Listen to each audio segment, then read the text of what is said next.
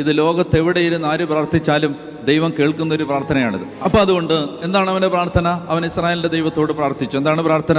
ദൈവമേ, അങ്ങ് എന്നെ അനുഗ്രഹിച്ച് എൻ്റെ അതിരുകൾ വിസ്തൃതമാക്കണമേ. യെശയ്യാ 54 ഇതാ വായിച്ചത്. എന്താണ്? നിന്റെ കൂടാരത്തിന്റെ അതിരുകൾ വിസ്തൃതമാക്കുക. ഇതാണ് അവൻ പ്രാർത്ഥിച്ചത്. ദൈവമേ, എൻ്റെ അതിരുകൾ, എന്നെ അനുഗ്രഹിച്ച് എൻ്റെ അതിരുകൾ വിസ്തൃതമാക്കണമേ.